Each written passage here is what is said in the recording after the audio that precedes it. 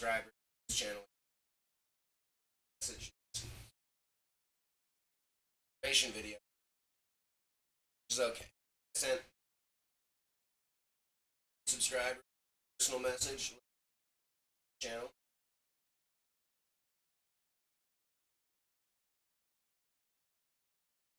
Start the hashtag.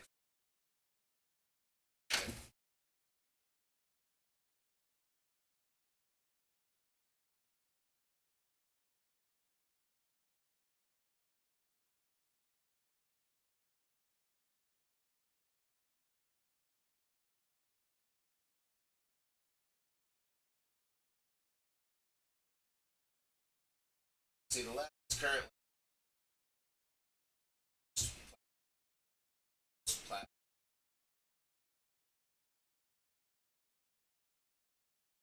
the other day.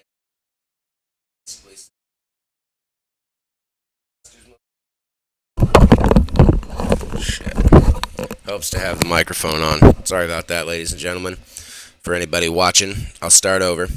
We're just going to cover the news, the morning news, smoke this blunt, and drink some coffee. But I want to start with the topic of Milo Yiannopoulos and free Milo and free Nero.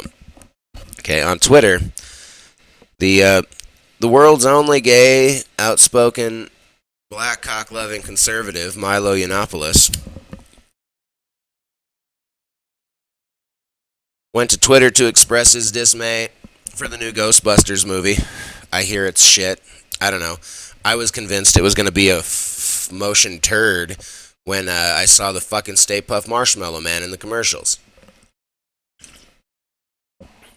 Proving that these motherfuckers actually don't have the required intelligence or creativity to simply come up with a new fucking gimmick for the Ghostbusters to fight. No.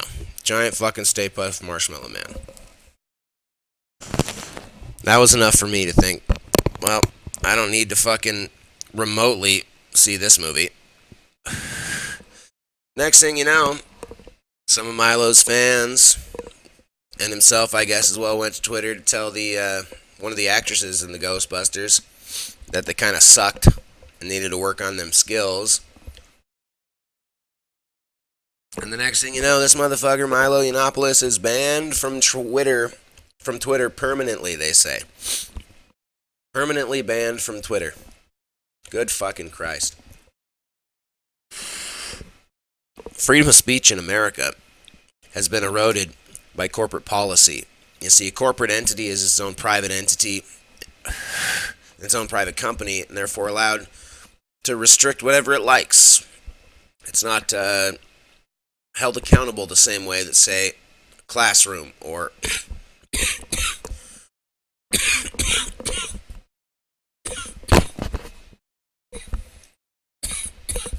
sorry, folks. Still getting over this cold. It's not held to the same regards as a school, classroom, or a city council meeting, let's say. You know, a city council meeting, you can go in and you can say whatever the fuck you want during your 5 minutes. You have freedom of speech there. On Twitter, you don't have any freedom of speech. On Twitter, you have the freedom Twitter allows you to have. So I'm going to urge all 12 of y'all motherfuckers to check out hashtags Free Milo and Free Nero and help this all speech matters fight. Because freedom of speech shouldn't be relegated only to public space, but also should be relegated to public forums, even if said public forums are managed and owned by private corporations. You understand? Twitter has engaged the public and become a platform for public interaction. For it's become a public forum. It may be a private corporation, but the platform itself is a form of public expression. Therefore, should be protected by the First Amendment, and Nero should be allowed to fucking communicate on Twitter, even if his speech is considered offensive by some. As that's the function of the First Amendment. Protect the fucking offensive speech. Right? I know I'm fucking right. I know I'm right. It's the fucking beauty of being me. Rarely wrong. So, I just wanted to start preface with that.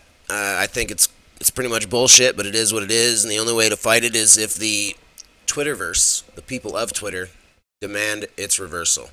We need to go forth and demand that they not sequester our free speech. Because today it's Milo Yiannopoulos talking about some fucking fat black lady in the Ghostbusters movie.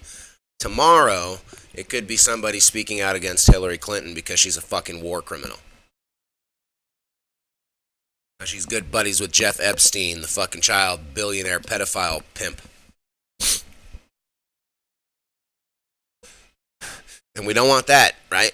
I think we can all agree that we should be allowed to speak even in the Twitterverse public forum about the people who are going to be running our country in an honest and open discussion. Okay, we should still be able to do that, right? Okay, so we got to recognize that the precedent here to sequester that freedom of speech is Milo Yiannopoulos not being allowed to say Ghostbusters fucking sucked and that the actress who was in it needs to work on her fucking English.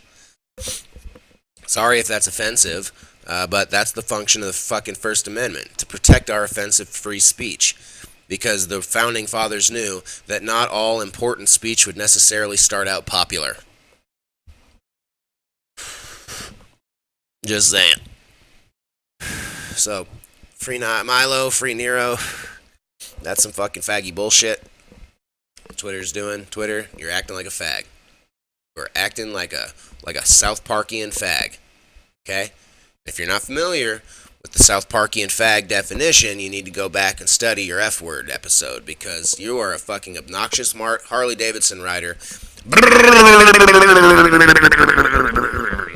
through our fucking public experience. So there's that. Let's kick down into the news. Today we're blessed with top story being how Melania Trump's speech veered off course and caused an uproar. Did anybody see this speech? I didn't. I actively have been ignoring everything at the RNC because it's just another... Okay, look. It breaks down like this.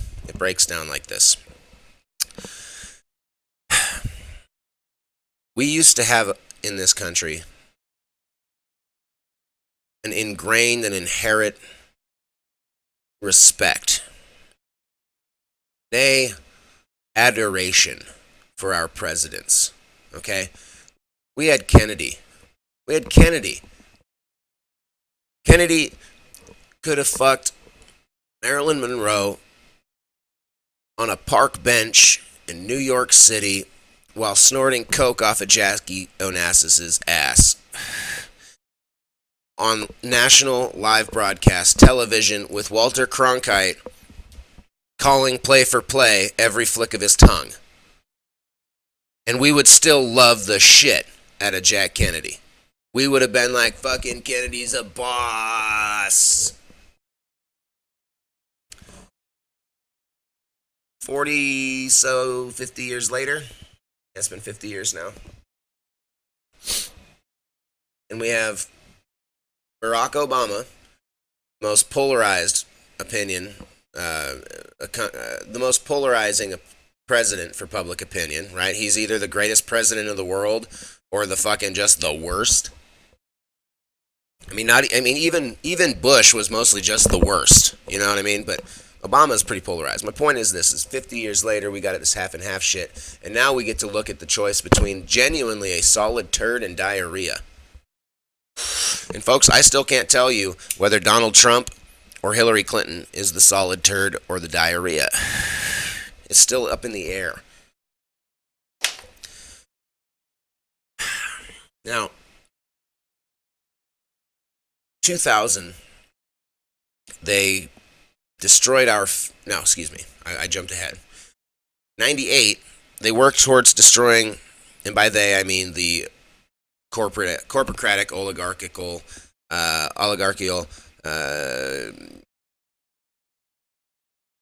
dynastic families, the 1%.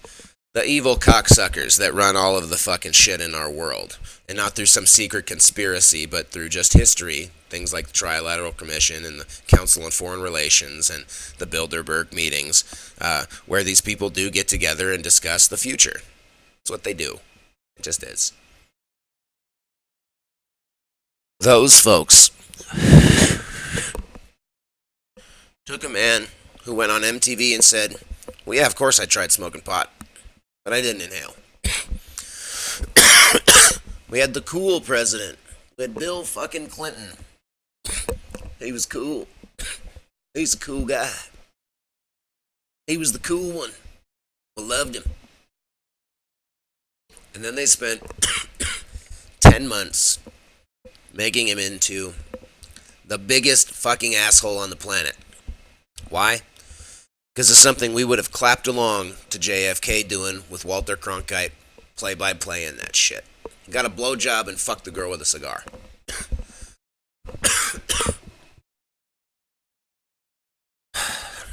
Questions they asked him only because they knew with his wife sitting across the fucking way, he would say no. Bam. Perjury.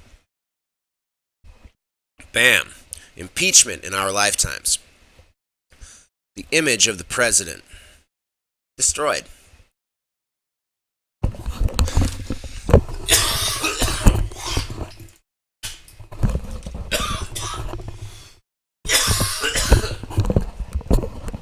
Sorry, folks. Live TV, you know.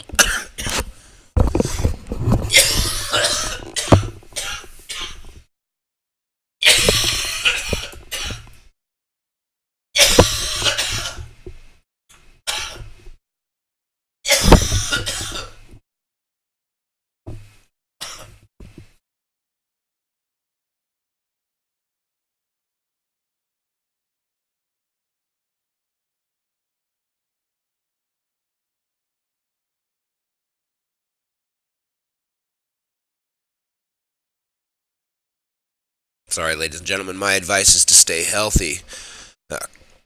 Cold suck and make smoking harder. So with Clinton, they destroyed the image of the president, of the man. And then the Bush thing happened. You know, where they showed an entire budding generation of future voters that their vote didn't mean shit and that the election was fucking rigged. Yeah. We lost faith in the voting system with Bush. And then Bush went on for 8 years and succeeded in, for us, destroying the validity of the president's authority. He disregarded Congress and UN, started wars, allowed the 2008 banking collapse to happen without any repercussions against the fucking people responsible. We lost faith in the authority. But then, they gave us hope and change. You understand, the last bastion of hope and change for us was our party system. And with Obama, they put a black face on the New World Order in a country where they knew culturally and socially being a racist was frowned upon. And they gave us Obama. That was our hope. That was the restoration of hope. For a brief moment, we thought, well, shit, even if the man, the president, the image of the president is dead, and even if the voting system is totally fucked, we can unite as a party, we can take it, and we can take it back. See, people regained a little bit of faith with Obama because they thought, well, look, the guy we wanted, he won. The guy everybody wanted won. Yay, yay, we fixed it. We fixed the problem. We didn't fix the problem, folks. Now, what we're witnessing is the destruction of the faith in the party system. I'll say it again.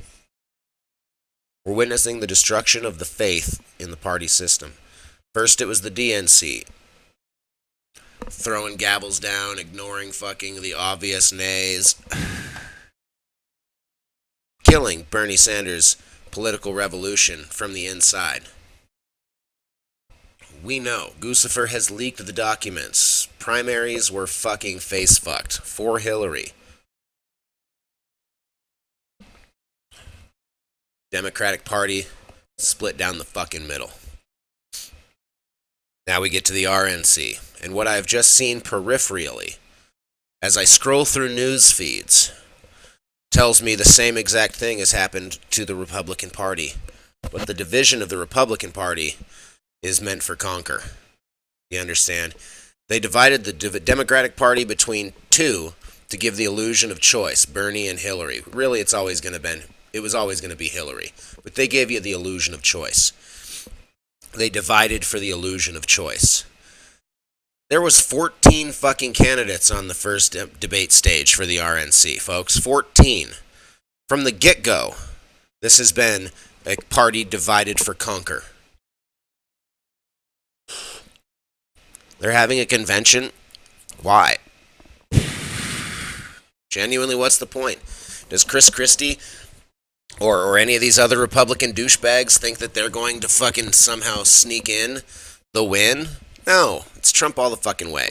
He is the champion, says Freddie Mercury from his grave. Are you shitting me? You're using my song? Now, Milo Yiannopoulos says that Trump is the most gay-friendly presidential candidate in history. I don't know if that's true. I'm not a gay person, so I haven't spent the kind of time that your average gay constituency would spend to find out his ideas and policies on homosexuality. I'm going to take Milo's word for it, because he's a gay guy, and he's conservative, and he thinks Trump is the best presidential candidate, so I'm going to take his word for it and say, okay, maybe he is the best gay-friendly president candidate we've ever had. I don't know. I'll believe you, Milo. But he is obviously a ringer. Since day one, obviously a ringer, put there by the Clinton Foundation specifically to divide the Republican Party so much that there's no other obvious choice but then to vote for Hillary fucking Clinton. By the way, in the show notes, I found my roach clips. They were holding the other camera. My other camera that's not working right now. You see, Trump's job is to make sure that enough of the Republican Party is anti-Trump to vote for fucking Hillary Clinton. Okay? All of this has been one big, incredibly expensive episode of Political Survivor. But the winner is predetermined. It will not be Melania Trump as the First Lady. Whichever fucking dyke Hillary leaves Bill for will be our new First Lady, okay? Still bums me out. I mean, if we're going to vote for a lesbian in the in the Oval Office, could it please be Ellen DeGeneres? I mean, I got two good reasons there. First of all, everybody would get presents. That would be the shit, okay? And second of all, has anybody else here seen Portia? Holy fuck, dude.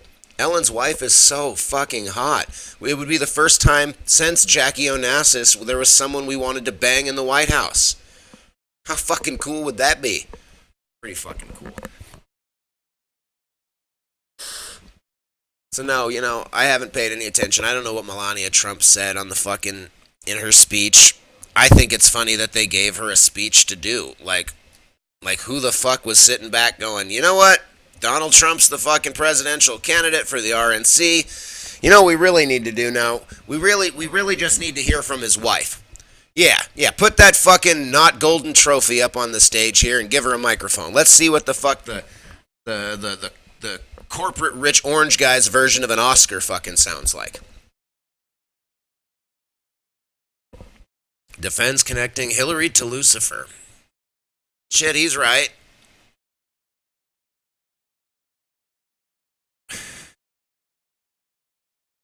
Wait, hold on, I'm sorry.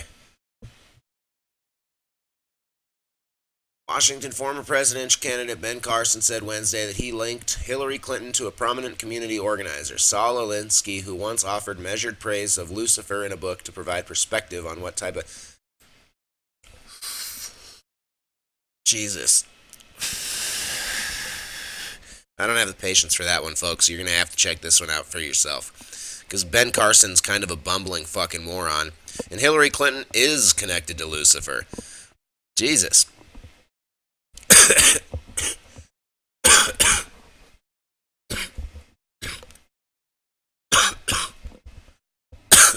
Fucking A. Sorry, folks. Prominent journalist was killed in the Moscow bombing in Ukraine. Yeah, well, that's what happens in countries where radical leftist fucking communism and socialism takes a hold, and the fucking you want to talk about when I talk about being concerned that Milo Yiannopoulos isn't allowed to say Ghostbusters sucks on Twitter, it's because the logical endpoint of that kind of language policing is prominent journalists killed in apparent car bomb assassinations. Okay? I know it seems conflated and a little bit exaggerated, and at the moment it is, obviously, but that is the logical conclusion. That's where that form of fucking thought policing takes itself.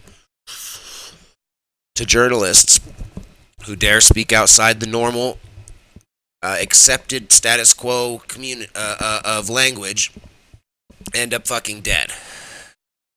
That's why this is important. That's why all speech fucking matters. Body cam shows driver admitting he was playing Pokemon Go after he crashes into police car. Well, that makes sense. I mean, fucking gotta catch them all, dude. What do they fucking expect, you know? May tackles first big Brexit grilling as PM ahead of meeting with Merkel. Fucking these idiots, dude. When are they going to just admit that the Brexit doesn't mean shit for the world economy and that people in London are just going to keep on going on? They didn't even use the fucking euro, for Christ's sakes. Latest, Turkey aims to fire 21,000 private teachers. Damn.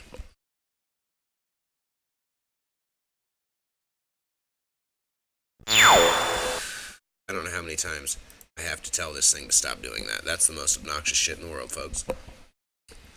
Brussels man surrounded in bomb alert because once again, in places where guns are hard to come by, bombs are the means of mass murder. I don't know anything about this. Theresa May likened Jeremy Corbyn to an unscrupulous boss as she made her Prime Minister's questions debut. Shit. Fucking A, Jeremy Corbyn. In South China Sea case, ruling on environment hailed as precedent. Fucking A, dude. Fucking Chinese don't give a shit about the fucking environment. And I don't mean... Let me just say, I don't mean like as a people, like your average person from China. They give a shit about the environment. They're out there walking around with a fucking mask on going, when is our government going to fucking stomp these bastard corporations into the dirt and let us breathe real air again?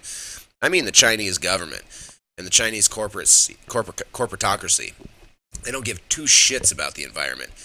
When we went to the Chinese to say, hey, maybe we should lessen the carbon emissions, you know what I mean, like on the whole, with the whole world kind of coming together and agreeing on this. Now, let me just say, I am not a climate fucking, what would I call it? I'm not a climate change alarmist, okay? I'm not trying to tell people in any way, shape, or form that you personally are responsible for the climate changing. But I will say there is good scientific evidence and grounded fact that's not just cultural consensus in the idea that excess carbon emissions and a lack of fucking 50% of the old growth forests on the planet are probably why we have so much things like lung cancer and deformities. And I know I'm getting on scientific, folks, and you'll have to just bear with me. I'm going on a tirade here. My belief on the climate change is the Ice Age theories. The way that Ice Age works and how Ice Ages come to be. And when they studied this and they learned about how Ice Ages happened and came to be, they predicted, based on those previous geology studies and core samples miles down into the ground, how the new Ice Age would occur. And their predictions are spot on with what we're seeing now. So until the climate scientists address in some way, shape, or form the oncoming Ice Age that was predicted to be coming now, starting in the next 50 to 75 years, we would see the kind of weather patterns we're seeing. That's what they wrote 50 years ago, before climate change became a thing. So I want to say that I don't buy into the climate change consensus bullshit. I think that it is literally paid for science designed to convince you that the only thing that you can do good in this world is save the planet, and the only way to do that is to pay extra money, because that's the plan. That's the fucking climate change solution, is more taxes and more tracking. They want to put chips in your fucking cars to determine how many miles you drive, and at the end of the year send you a fucking bill for it. Okay? That's the solution. Now, if the solution was to fix the problem, to shut down oil corporations and produce clean coal or clean energy solutions, if that was actually the solution, I'd be like, right on, because I believe pollution is a fucking problem. I do believe the amount of CO2 in our atmosphere and our air is detrimental to life on this planet, but not to the planet itself. This planet has handled all sorts of good shit that we couldn't even begin to measure. There are core samples that we couldn't possibly take because of the way plate tectonics work. They don't fucking know what happened 85 billion years ago or whatever. I mean, we don't really know. You can only go so far down. The fucking plates are constantly moving and becoming lava. You can tell me you know the whole record of the world? I'm going to tell you I don't fucking believe you. Anyway, There's never been this much CO2 on the planet in the whole history of the planet. really? You know the whole history of the planet? I digress. Chinese government doesn't give a shit about it, and they should, because their people are fucking dying from rare lung disorders and cancers, and a culture that doesn't respect women as a part of their species, so they fucking abort them when they're going to have them so they can have little boys and then have no fucking idea what they're going to do with their population. Ah, the poor Chinese. I feel bad for the Chinese people, because they're people just like us who just want to live and be happy and be healthy. And the people in charge of their world are fucking even more despotic and evil than the people that run our fucking world. They at least give us the illusion of freedom, you know what I mean? Like, that's pretty nice. It's nice to feel free anyway. Kansas police officer shot and killed after responding to shooting report. Drive-by shooting. Somebody called the cops, said, hey, there's a gun shooting here. The cops showed up, and then they drove by and shot him. Let's bet money this turns out to be some Black Lives Matter dipshits.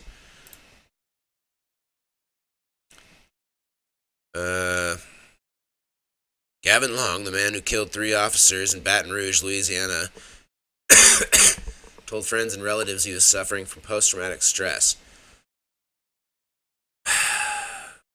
Jesus, they're going to do everything they can to make sure that nobody thinks this guy did this for Black Lives Matter. And that's okay. There's enough guys out there killing cops right now in the name of Black Lives Matter that if one slips through the cracks and the social engineers get to paint it differently, no big deal. Oh, well, that's good. The family of toddler killed by alligator says they won't sue Disney. They shouldn't, because if your fucking kid gets eaten by an alligator, let me promise you, in 2016, if your kid gets eaten by a fucking alligator, you weren't watching your kid. I know that's a horrible thing to say when you're putting it into the emotional perspective, but let's remove ourselves from emotion for a second and recognize that if you let your fucking toddler near a body of water in Florida and you're not paying attention, it could be eaten by an alligator, because there's fucking alligators all over Florida. Jesus. Anyway, granted, should Disney have a better handle on the wildlife on its property? Probably. They should probably have a guy that handles that, you know. But still, Jesus, man. Keep a fucking eye on your kids. That's all I got to say. And that is really sad. That poor kid. What a horrible fucking way to end your life. Despite initial fears, gunfire in Brooklyn not aimed at cops. Well, that's good, I guess. I don't know if it's true. I haven't looked it up. Shit. Team Trump was prepared to offer John Kasich, since the Indiana Mike Pence was always his first choice for running mate. Who are the next generation of Trumps?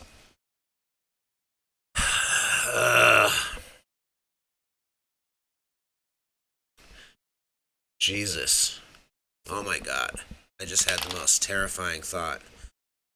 It's a thought that has never crossed my mind.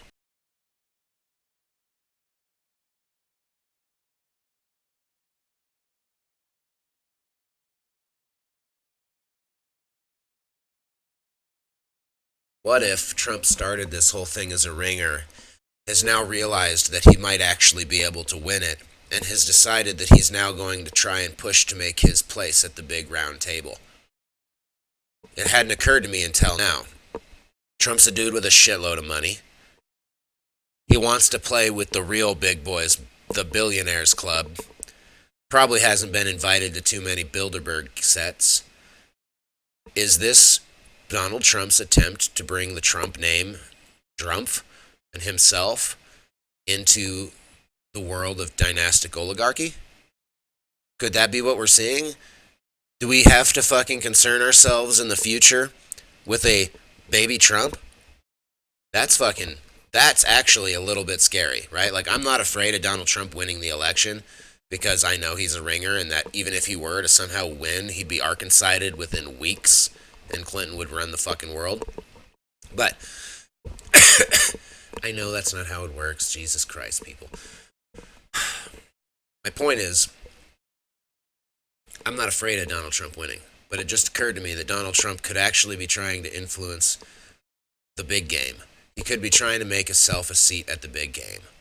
And if that's happening, then we might have something to be concerned with. Because, fuck, the last thing we need is more people at the big round table fucking dancing puppets for the rest of us. That would be scary. Anyway, folks, that's some smoke to think on today. I think we're going to call it quits here at this election shit because, frankly, the news is depressing. It's been a half hour. I'm out of fucking blunt smoke, and I gotta get more coffee. So, tune in later. I think I might do another live episode in a few hours just to pick up where we left off. Thanks again for tuning in. Like and subscribe and share. Tell your friends about the intellectual and cultural renaissance happening over here at Smoke to Think On because that's what we're doing. You notice I'm not smoking fucking weed and just sitting here staring at a screen going, I know that's what you guys experience too. You pass the joint, fucking this is a silent room. People don't have anything to fucking say. When they are talking, you're just sitting there going, oh Christ, yeah, but I wish I gave a shit about Taylor Swift, Kanye West, or Kim Kardashian. I don't give a shit about any of those fucking people. Because that's not real. You understand? It's fucking fiction. It's like trying to debate over, which Star Wars character has the biggest cock, except for which Star Wars character having the biggest cock would be a more interesting, imaginative, and relevant fucking conversation to have than whether or not Taylor Swift was mad about a Kanye West fucking video. What? It's fucking stupid. The whole fucking thing is stupid. It's not real. It's not relevant. And we know now, because fuck, apparently Kim was there while they were discussing the fucking creation of the video and recording it, which is a crime. We ought to do hashtag fucking jail Kardashian. But it's almost like the entire thing was set up right down to this point. Like they turned off the fucking camera during that conversation and fucking Taylor Swift was like, okay, but when it comes out, I'm going to act mad? I don't understand. I'm so confused. And